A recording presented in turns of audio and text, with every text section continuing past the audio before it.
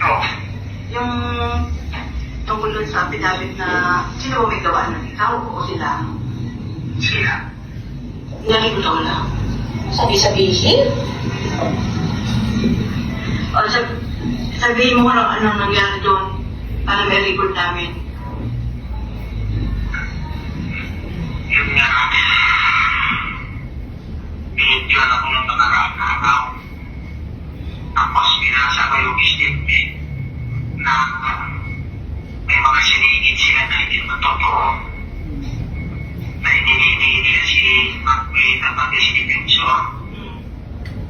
Na sinabi nila doon sa statement na pinanakuhan ako ng pera, babayaran ko. At sinabi pa doon na hindi na sa'yo, wala akong alam doon sa dinibili doon sa bagay ni Martes.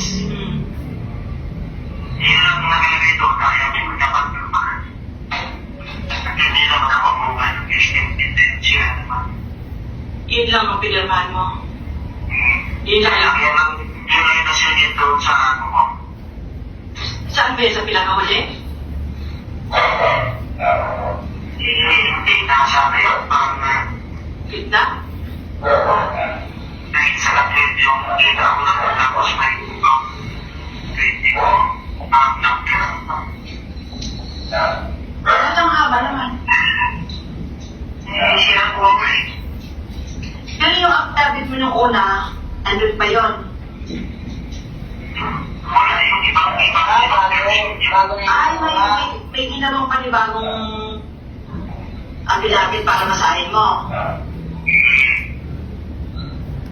Ito, pinangako na lang sa'yo nung una, nung pinirmahan mo, hindi na ilalabas yun.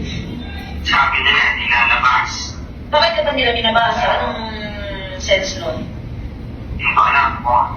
Dinadalhin daw sa korte para mawala na yung kaso ko. Yun yung sabi. Nung ayaw mong basahin, anong ginagawa nila sa'yo? Pinipilit ako basahin ko eh. Pero wala ko mabasa.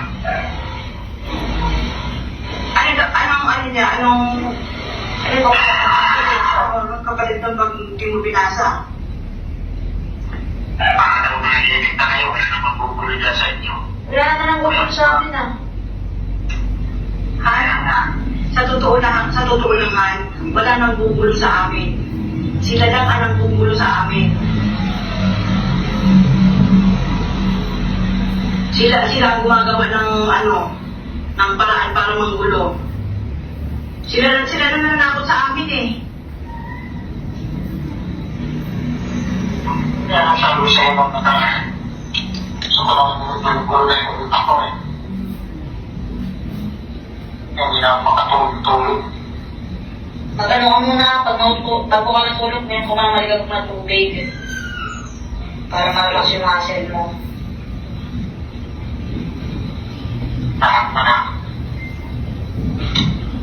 Pag sinabihan ka ng palabasin ka dyan, mag-text ka sa akin ha. Ano mo agad sa akin, text mo agad sa akin. Kung ngayon sa kariban, pamantayin mo lang sila doon kung may hearing ng korte, pamantayin mo na lang sila ng isip. Bakit talaga sila doon? May isa sa loob, may isa sa labas. Tatlo yan, tatlo daw. Kasi pag pinalabas ka, may kontak na kami doon sa loob, doon ka na lang muna sa loob. Hindi ka na lalabas doon. Hindi ko alam mo. Lahat na sa amin eh. Yeah. Ang sinabi niya, di ba, hindi ko alam kung palalabasin ako. Pag pinalabas ako, paalalayan niyo ako. Yun yung Senate hearing dapat. Na hindi natuloy. Na kung palalabasin ako, sabi, sige, may contact na kami sa loob, and hindi ka namin papalabasin na. The plan then was, pag pinalabas siya, hihilahin namin siya sa office ni Senator Marcoleta. Isisecure na muna namin siya. That was the plan then. Pero yun na nangyari, hindi lumabas. And that was the last conversation of the wife to Sergeant Godesa. Kasi nag-worry ako sa kanya, hindi ko siya nakikita. Nag-worry ako, hindi ko nakikita. So, sabi nung isang kasama, I think kaya sinabi, di ba, nung si Kuya kung pwedeng record ninyo. And confidentially, nasend sa akin.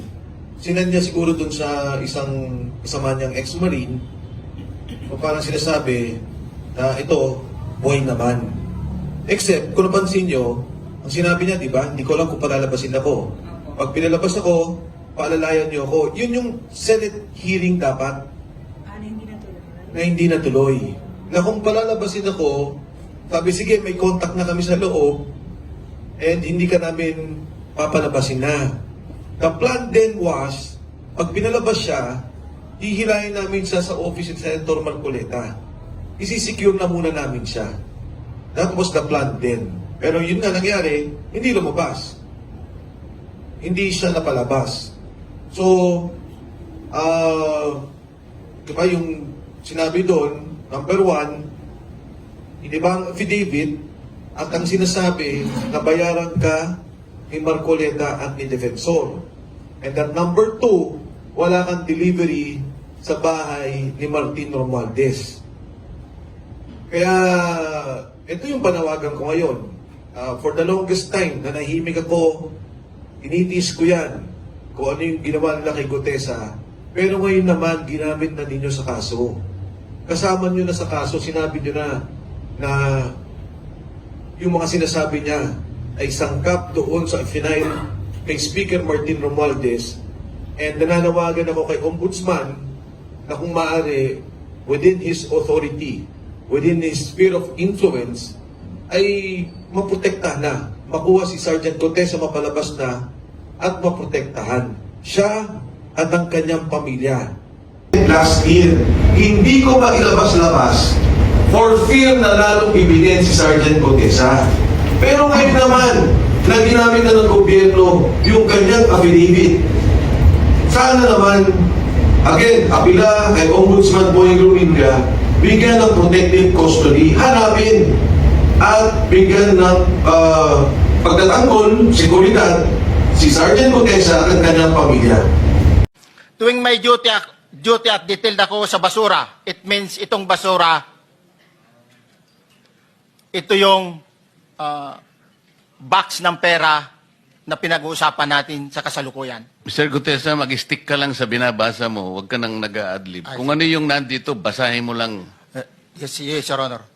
Tuwing may duty detail ako sa basura, pumupunta kami sa 28 Ladybug Corner, Dragonfly, Valley Verde 6, Pasig City. Tagabuhat lang ako ng malita ng basura. Ang ibig sabihin ng basura ay malita na may lamang pera.